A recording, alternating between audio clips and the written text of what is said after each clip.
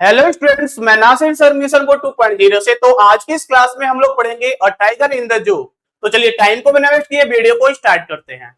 A tiger in the zoo Leslie Norris द्वारा लिखा गया एक फेमस पोम है और इस पोम में पोएट ने एक टाइगर के दो अलग अलग जगहों पर जो लाइफ होती है उसके बीच में कंट्रास्ट किया है। लाइफ इन अ जू and it's life in the world. It shows the sadness, helplessness, loss of freedom experienced by animals kept in zoo. यह पोयम इस पॉइंट को दर्शाता है कि जो जानवर जंगल में न रह करके उसको एक चिड़ियाघर में ट्रैप कर लिया जाता है, वह बिल्कुल हेल्पलेस हो जाता है, होपलेस हो जाता है और वह अपनी फ्रीडम को खो देता है। ठीक है, अब एक टाइगर को एक चिड़ियाघर में ट्रैप कर लिया जाता है तो ये हेल्पलेस हो जाता है, ये होपलेस होता है और उसके साथ साथ ये अपनी फ्रीडम को खो देता है, ये आजाद नहीं होता है, डिपेंडेंट हो जाता है। लेकिन यही टाइगर जब अपने नेचुरल हैबिटेट में होता है तो वो फियरलेस होता है। ठीक है, वह इंडिपेंडेंट होता है और उसके साथ साथ यह फ्री होता है, आजाद होता है। यदि आप एक यूपी बोर्ड स्टूडेंट्स हो तो इस पोम की सेंट्रल आइडिया आपके लिए बहुत ही ज्यादा इंपॉर्टेंट होने वाली है। जैसे the pome compares the life of a tiger इन अ जू with the life it should have in its natural habitat. इस पोम में पोएट ने एक टाइगर के दो अलग अलग जगहों पर जो उसकी लाइफ स्टाइल होती है उसके बीच में कंपेयर एंड कंट्रास्ट किया है।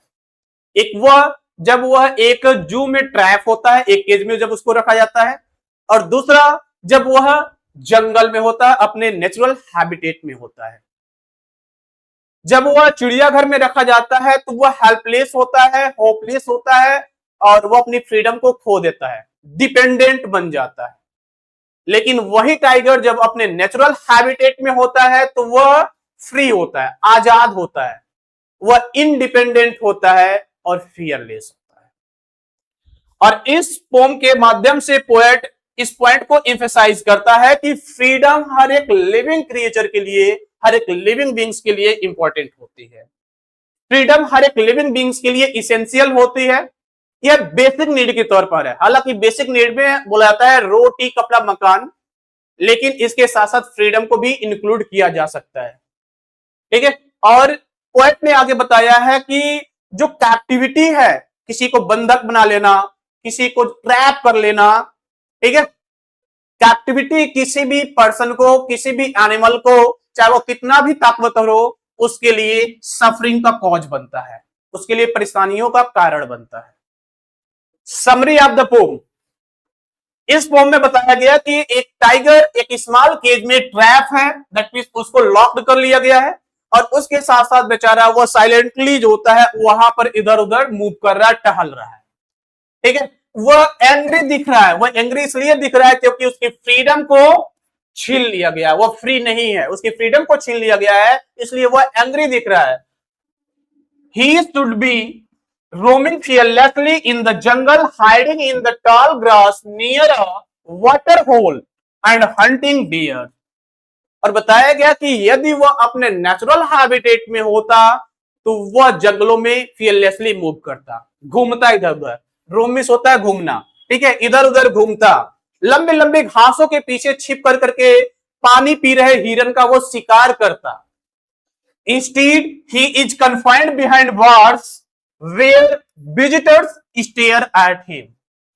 फ्री रहने की बजाय, जंगल में होने की बजाय उसको एक केज में, जू के केज में ट्रैप कर लिया गया है और वहां आते जाते जो विजिटर्स होते हैं उसको घूरते हैं, देखते हैं और वो उनके लिए एक एंटरटेनमेंट का ऑब्जेक्ट बन जाता है। At night, the tiger hears the sound of patrolling cars and remains awake looking at the bright stars. और सबसे लास्ट में नाइट में जो होता है वह पेट्रोलिंग कार की साउंड को सुनता है।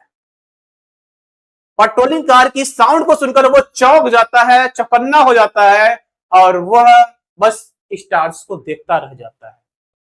नाइट में जो स्टार्स होते हैं उसको देखता रह जाता है। शायद वह गॉड से प्रे करता है कि उसको फ्रीडम मिल जाए, शायद वह फ्रीडम के लिए गॉड से रिक्वेस्ट कर रहा है। His condition reflect sadness and frustration because he has lost his natural freedom. जब वो इस टॉर्च की तरफ देखता है तो बताया गया कि उसका जो कंडीशन है सैडनेस को रिफ्लेक्ट करता है, फ्रस्ट्रेशन को रिफ्लेक्ट करता है। ये इसलिए रिफ्लेक्शन होता है क्योंकि वह अपने नेचुरल फ्रीडम को खो देता है।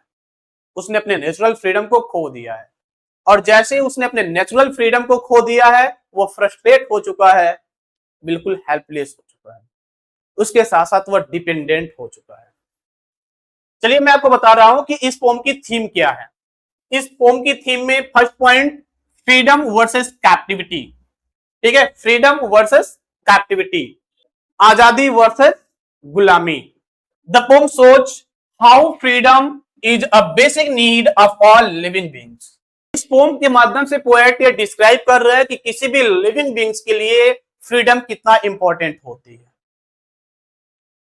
वैसे भी बेसिक नीड में फ्रीडम को भी रखा जाता है। Cruelty of confinement.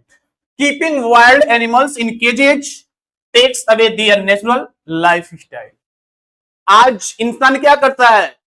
अपने एंटरटेनमेंट के लिए, अपने निजी स्वार्थ के लिए जानवरों को चिड़ियाघरों में कैद कर लेता है, और जब वो कैद करता है तो वह कहीं जानवरों के प्रति अपनी क्रुएलिटी को शो करता है। क्यों? क्योंकि जानवर, वाइल्ड एनिमल्स, जिनका नेचुरल हैबिटेट होता है जंगल, उसे जंगल में न रख करके एक होता ना cell, that means cemented cell के अंदर कैद कर लिया जाता है। Importance of natural habitat. जानवरों के लिए नेचुरल हैबिटेट कितना इंपॉर्टेंट होता है, पोएट ने इस पॉइंट को हाईलाइट किया है। Animals belong in forest and jungles, not in cages. इस पोम के माध्यम से पोएट ने डिस्क्राइब किया है कि ऐसे सभी एनिमल्स जो वाइल्ड होते हैं, जंगली जानवर होते हैं, वह हमेशा जंगल में ही होने चाहिए, न कि ट्रैप या केज में। चलिए पोम के सिंबोलिज्म की बात करते हैं। टाइगर सिंबलाइज करता है स्ट्रेंथ को, पावर को और फ्रीडम को। ऐसे ही केज सिंबलाइज करता है कैप्टिविटी को, लॉस ऑफ फ्रीडम को। जंगल सिंबलाइज करता है नेचुरल हैबिटेट को और इंडिपेंडेंस को। और tiger in the zoo poem में कहां कौन कौन सी लिटरेरी डिवाइस है, चलिए इस पर डिस्कस कर लेते हैं। लिटरेरी डिवाइस को पोएटिक डिवाइस भी बोला जाता है। ठीक है, पोएटिक डिवाइस या लिटरेरी डिवाइस, या कभी कभी बोला जा सकता है फिगर्स ऑफ स्पीच। वैसे फिगर्स ऑफ स्पीच को हिंदी में बोलते हैं अलंकार। ठीक है। इंजॉयमेंट, इस पोम में इंजॉयमेंट का यूज किया गया है। इंजॉयमेंट क्या होता है? A sentence continues into the next line without punctuation. Enjambment किसे कहते हैं? जब एक लाइन पोएट्री में, यानी दैट मींस पोएम में, एक लाइन कंप्लीट होने के बाद दूसरी लाइन स्टार्ट होती है विदाउट एनी पंक्चुएशन मार्क्स, तो उसको इंजॉयमेंट बोलते हैं। जैसे he stalks in his vivid stripes the few steps of his cage. तो देखो पहली लाइन जब जैसे ही कंप्लीट हो रही है तो यहां पर कोई भी पंक्चुएशन मार्क का यूज नहीं किया गया है, कोई कॉमा नहीं है, कोई फुल स्टॉप नहीं है, या कोई भी पंक्चुएशन मार्क का यूज नहीं किया गया है, और तुरंत जो होता है सेकंड लाइन को स्टार्ट कर लिया गया है। तो जब पहली लाइन कंप्लीट होने के बाद सेकंड लाइन का स्टार्टिंग हो और पहली लाइन के लास्ट में कोई भी पंक्चुएशन मार्क्स ना हो तो उसे इंजॉयमेंट बोलते हैं। ठीक है, और देखो सेकंड लाइन में यहाँ कॉमा का यूज किया गया, दैट मींस पंक्चुएशन मार्क का यूज किया गया है। ठीक है, इस पोम में सेकंड लिटरेरी डिवाइस के तौर पर यूज किया गया है अलिट्रेशन। अलिट्रेशन क्या होता है? Repetition of letters. जब किसी भी फ्रेज में, किसी भी सेंटेंस में, किसी भी स्टेंजा में लेटर्स की बार बार रिपीटेशन होती है तो उसे अलिट्रेशन बोलते हैं। और अलिट्रेशन के टू टाइप्स होते हैं, एसोनेंस और कॉन्सोनेंस। यदि वोवेल लेटर्स की रिपीटेशन होती है तो उसे एसोनेंस बोलते हैं, और रिपीटेशन यदि कॉन्सोनेंट लेटर की होती है तो उसको कॉन्सोनेंस बोलते हैं।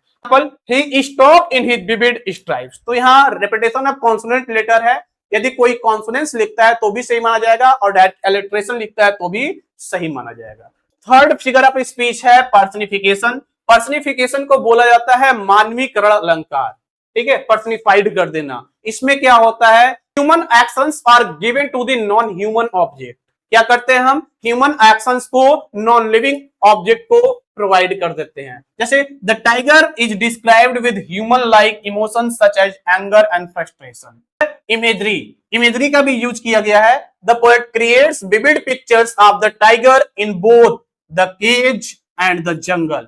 इस पोम के माध्यम से पोएट ने एक टाइगर के दो अलग अलग रूप में उसकी इमेज को क्रिएट किया है। एक जब वह केज में होता है, दैट मीन्स एक जब चिड़ियाघर में होता है, तो उसकी इमेज क्या होती है, वो बिल्कुल होपलेस होता है, वो फियर्ड होता है, वह इंडिपेंडेंट होता है, और सबसे बड़ी बात की वह अपनी फ्रीडम को खोया है। ठीक है। और वह टाइगर जो जंगल में होता है वो फियरलेस टाइगर की इमेज को क्रिएट करता है, वो एक फ्रीड टाइगर की इमेज को क्रिएट करता है, और यह इंडिपेंडेंट होता है। The tiger hiding in long grass near the water holes. ठीक है। और यहां पर जो टाइगर का यूज किया गया है ये बता रहा है इमेजरी। दैट मीन्स एक टाइगर जो लंबे लंबे घासों के पीछे छिप करके पानी पी रहे हिरन का वो शिकार कर रहा होता है या शिकार करने की कोशिश कर रहा होता है, तो हमारे आई साइट के सामने जो होता है एक टाइगर की इमेज क्रिएट होती है। तो इस प्रकार इस पोम में इमेजरी का भी यूज किया गया है। तो इस प्रकार एकदम शॉर्ट तरीके से इस पोम को हम लोग कंप्लीट कर लिए हैं। चलिए जाते जाते आपसे मेरा एक रिक्वेस्ट है, यदि आपने हमारे चैनल को सब्सक्राइब नहीं किया है तो चैनल को सब्सक्राइब कर लें और अपने दोस्तों में जरूर शेयर करें।